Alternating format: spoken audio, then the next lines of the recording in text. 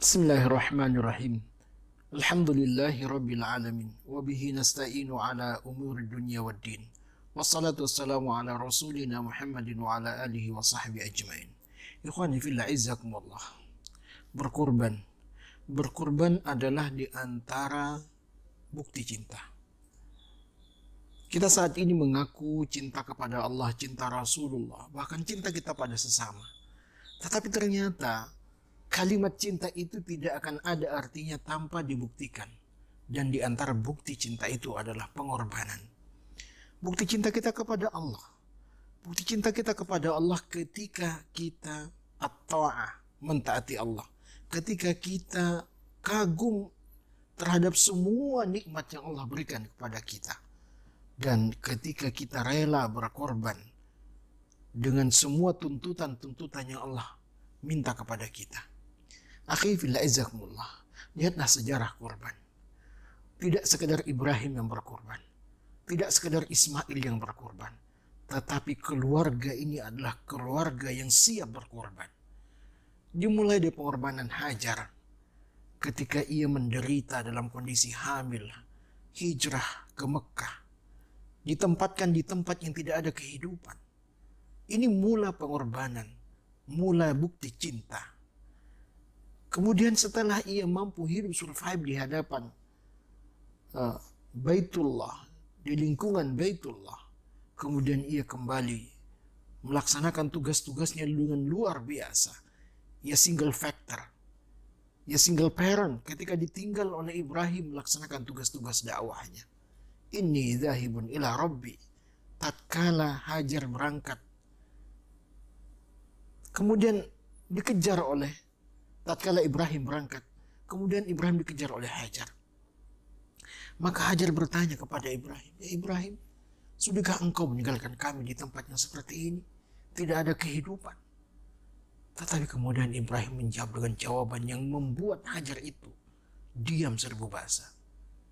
"Wahai istriku, inni dzahibun ila rabbi." Aku ini berangkat untuk Tuhan. Aku ini berangkat untuk Allah. Aku ini diperintah oleh Allah. Inni muhajirun ila rabbi. Aku ini berangkat karena Allah. Jawaban Ibrahim ini membuat Hajar kemudian dengan menggeleng-geleng kepala sambil mengatakan, "Masya Allah. Jika engkau berangkat karena Allah, la yudayyunallahu abada." Allah tak bakal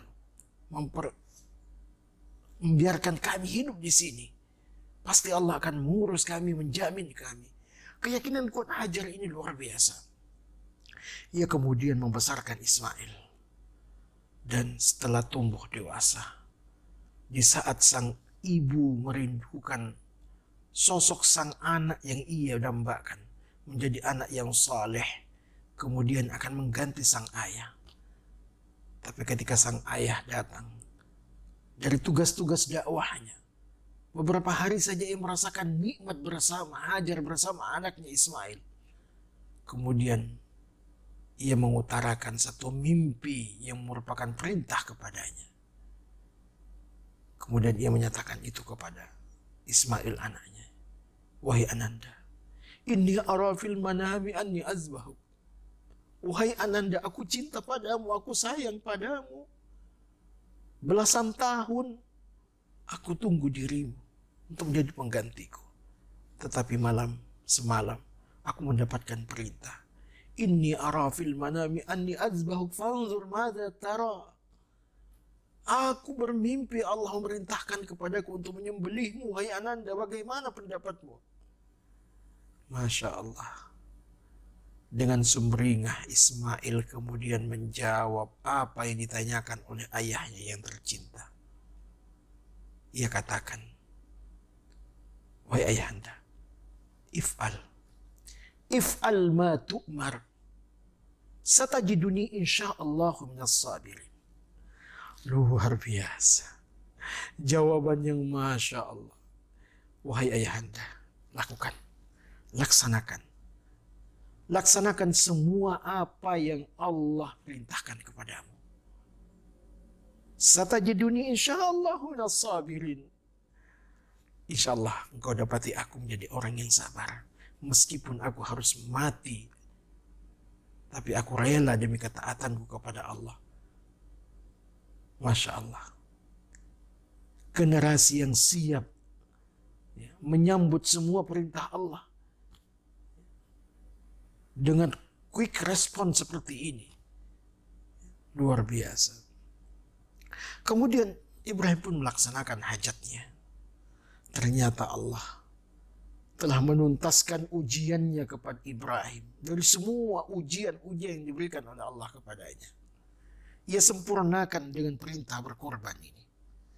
Maka akhi fillah izzakumullah, kalau kita hanya diminta oleh Allah berkorban hanya 2 juta, 3 juta setahun dalam hidup ini, dalam setiap tahun dalam kehidupan kita, apakah bisa ditakar dengan pengorbanan Ibrahim? Mengorbankan anak yang merupakan dambaan hati, si birang tulang yang ia tunggu-tunggu untuk menggantikan estafeta dakwahnya. Tetapi Allah menakdirkan lain. Ia uji oleh Allah dengan ujian pengorbanan itu. Tapi alhamdulillah Ibrahim lulus. Akhi fillah izzakumullah. Kenapa Ibrahim bisa melakukan itu? Karena ternyata kurban itu tanda takwa. La yanalallahu luhumuha wala dima'uha, walaki yanalu taqwa minkum. Allah itu tidak menerima darah daging dari kurban yang kalian sembelih.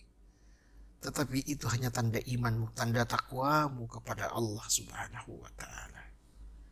Karenanya kurban itu bisa kita nikmati karena bukan itu tanda pengorbanan kita.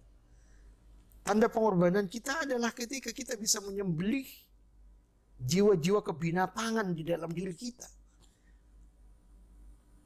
Tanda pengorbanan kepada kita itu ketika ego kita sembelih untuk menerima titah perintah Allah semata. Tapi betapa banyak di antara kita yang berulang berkali-kali ia berkorban, tetapi masih saja ia memiliki sifat-sifat sombong, egoisme, anania. Kalau bukan aku, Masya Allah. Akhi fillah izzakumullah. Kurban itu bukan semata-mata tanda takwa, tetapi kurban itu merupakan tanda syukur kita kepada Allah Subhanahu wa ta'ala. La in syakartum la azidannakum wa la in kafartum inna azabi lasyadid. Kurbanmu itu bukti syukurmu kepada Allah. Bahwa apa yang Allah berikan kepada kita itu, kalau kita mau hitung, kita jumlah semua, wa in ta'uddu ni'matallahi la tuhsuha. Sekiranya kalian berkurban diukur dengan nikmat yang kalian terima, apa artinya kurban itu? Dibandingkan dengan nafas yang setiap waktu kita nikmati, dibandingkan dengan sehat yang senantiasa kita nikmati, dibandingkan nikmat makan, nikmat minum, nikmat kebahagiaan, kebersamaan bersama keluarga kita yang selalu kita nikmati. Apa artinya pengorbanan kita 3 juta untuk kita berikan untuk membeli sapi ketika kita bertujuh, atau 15 juta ketika kita sendirian, atau 1 kambing. Masya Allah, takkan pernah bisa dihitung nikmat Allah.